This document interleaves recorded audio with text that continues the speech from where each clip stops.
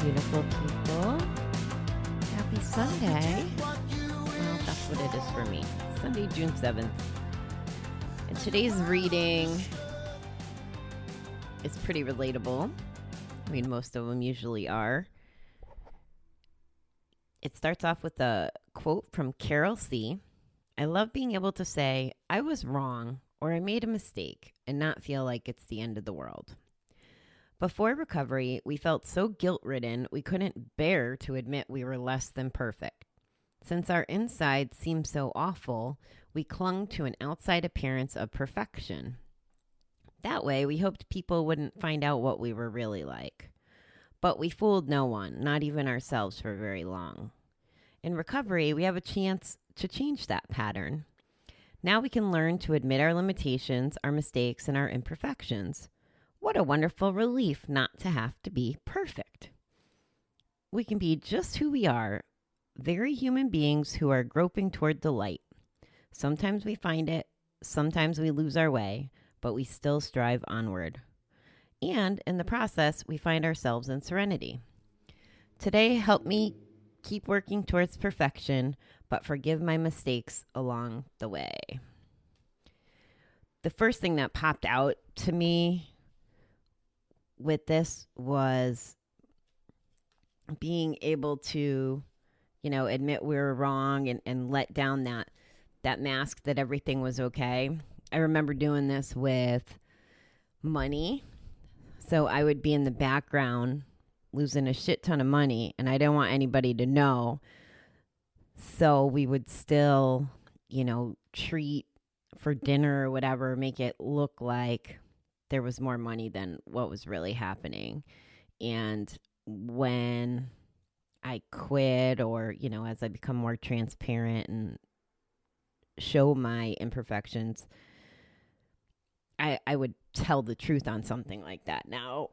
Or, I can admit it to you and to whoever that I was doing that like dual role. If we're practicing recovery and taking care of ourselves and trying to propel ourselves forward, we're gonna make mistakes. It's part of the learning curve, right? We don't know what we don't know. And if we're doing all that work and building our self-awareness and our self-confidence and doing the best that we can, because that's really all we could do.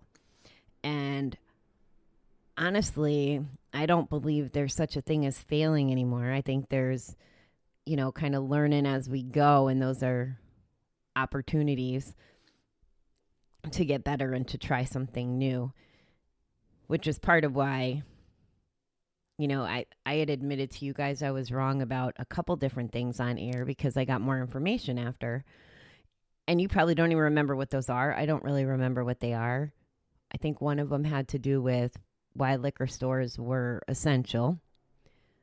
But I don't remember the other one or two that I did. But the reason why is I didn't give it that much power. I made a statement, I got more information, and I changed my opinion. And I shared my change of opinion with you. It's really not a big deal. And that's what I learned from practicing the things that I practice every day and being mindful of my actions and my habits. I'm gonna make mistakes. I'm not perfect, but at least I'm trying. One of the things I would listen to, I think it was a CD, and they talked about Thomas Edison trying, maybe it was to create a light bulb or something, and he tried 10,000 times, and somebody said, oh, did you fail? You failed 10,000 times. He goes, no, I succeeded at finding out how it didn't work 10,000 times. So you clear the playing field. And that's what I'm doing. I'm doing it with the show. I do it with my job. I look at things this year, and if it doesn't work this year, then I change it for next year. And it's okay to be wrong. Hopefully we're not wrong. And wrong is even not, I don't know, it's not a very flattering word. But we don't have to be perfect. We can't possibly be perfect. And relieving ourselves of that notion that we can become perfect, that will be very freeing in itself as well. If you can get to that point where you're like, I don't need to be that way. So think about it. Who do you have to be perfect for? If you're thinking, like, if your go-to, because just asking that question, I'm like, oh, I could imagine the parents would be like, well, I want to be perfect, and a good example for your kids.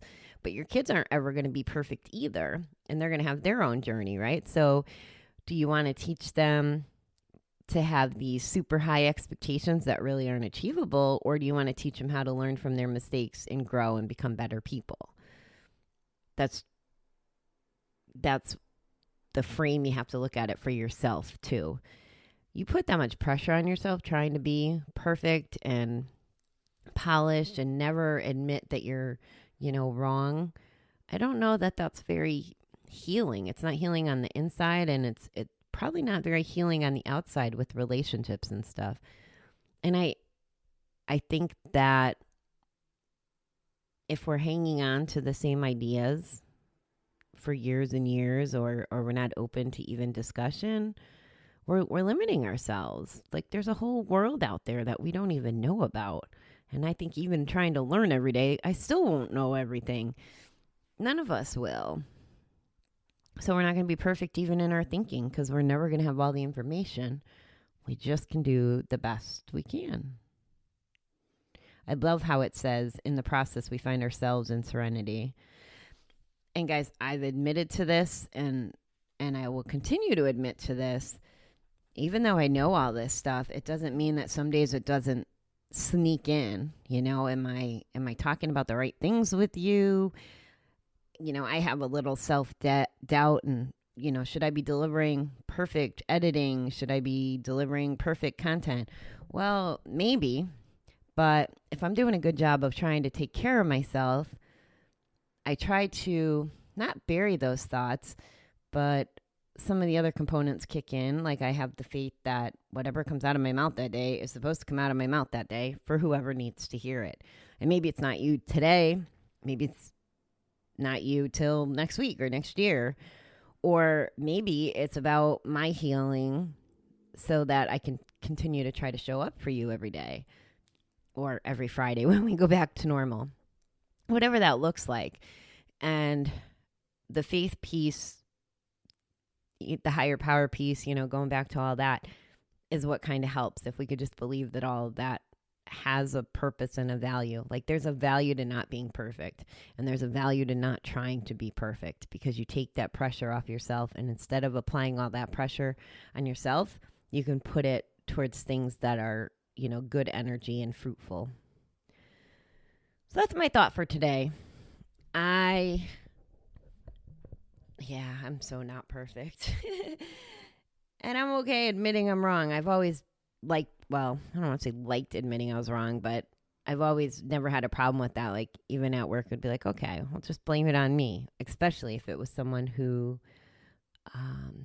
maybe didn't have as much, I don't want to say authority or credibility, maybe exposure. Maybe someone who didn't have as much exposure. If someone's working their way up, you don't want to be like throwing them under the bus. Say I'm wrong and nobody thinks anything about it. But if it's someone that's up and coming, that might be, interviewing for future positions or whatever. If mistakes are blamed on them, it might then be in the back of someone's mind when they don't have that credibility or exposure. Just another way to look at it. Okay, that's the reading, and that's our fun start for today. I hope everyone has a fabulous day, and, think about, what do you strive to be perfect on, and is there value to that, and do you like learning? Just maybe ask yourself some of those questions. And while you're doing it, have a beautiful day. See you later.